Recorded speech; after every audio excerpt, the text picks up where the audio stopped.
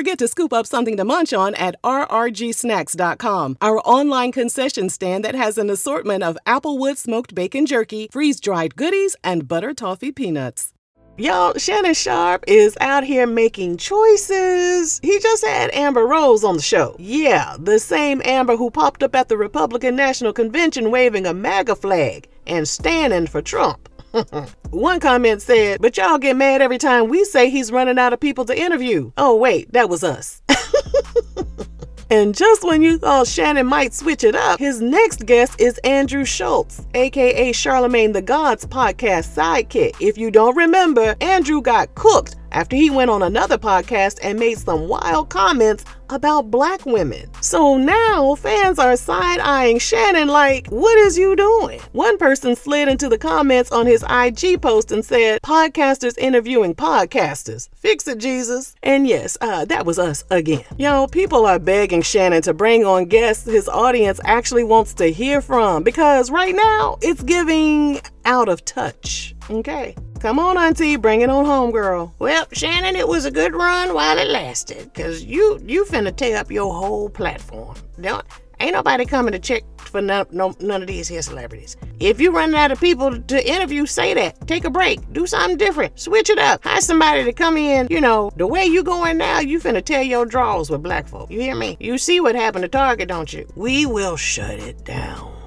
There's a part of me that believes that Shannon is doing this just, for views. Because, a little bit of drama will add some spice and increase numbers, because people are going to come over there and comment and be like, what is you doing? What's happening over here? And, that's good for ratings. But not too much. You see what I'm saying? You just want to sprinkle a little malfunction in there. You don't want your whole show to be malfunction. Because sir, Cat Williams, his views were sitting at like 88 million. Barely got up to 1 million with Amber Rose. Like, Amber Rose ain't doing nothing. Nowhere, no way. What did she even talk about? Did anybody go over there and see it? Put in the comments if you even watched the thing. I ain't got time. I got better things to do. Somebody tell me, because I ain't gonna go over there and watch it. Somebody tell me that Amber Rose defend herself or deflect or give any reason why she was over there at them folks' Republican National Convention. What excuse did she give? Somebody please tell auntie, because my nerves is too bad to go watch it. And just a fun fact, I don't know if y'all know this or not, but the word MAGA in Nigerian slang means someone who is easily fooled, a fool, or a sucker.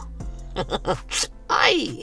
You know what I'm saying? I know some of y'all gonna have something to say about me saying boycotting, and I didn't even use that word until just now. And I don't really believe that should be that shouldn't be the first thing we do, especially where black people are involved, because we're not trying to take money out of black people's mouths, okay? But black people who offer entertainment to black people have a responsibility to give us what we want to see. And the only way we can make our voices heard, if you ain't paying attention in the comments, sir, is to pull support. So what I'm telling you, Shannon, even if you aren't listening, you ought to be listening to the people who organize this lineup of people for you to talk to. I feel like Shannon got some people that work for him that's making bad decisions, like white people in the hair and makeup room on the Tyler Perry shows. Like, ma'am, we don't need you back here doing makeup on black women, and we don't need you trying to put on wigs and pick out wigs for these black women. Sometimes the people just need to be black folk. Black on black, that's what it need to be.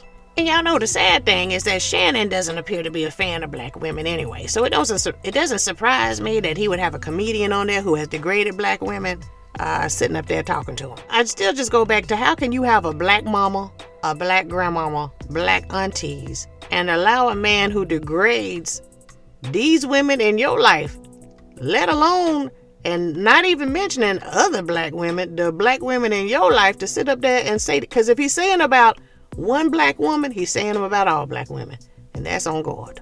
But auntie always did say that Shannon wasn't the sharpest crayon in the box, so I think he needs our help to understand that we don't want to hear from these people.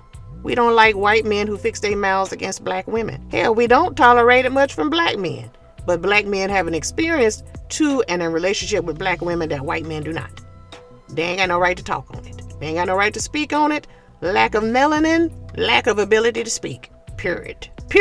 If he paid better attention to his guests the way he paid that dentist for them teeth in his mouth, we might have better shows. If he would give the same amount of attention to the guests on his show that he do all them muscles he got, we may have a better lineup. All that creatine and stuff he be drinking. if you put better effort into picking people on your show like you was putting it down in the bedroom on Michelle, we might watch. Listen, Shannon, or egghead ass, we don't want to see these people, huh? I don't know how many times we got to say it. This shock interview technique you got going on, and it's gonna lose gas after a while. You're gonna lose followers and watchers. I say you go out on top, buddy. Start interviewing some athletes, lesser known black athletes, but some people that we're interested in. Take the pulse of your people now, before you fall through the cracks. That's all I got, folks. Good night.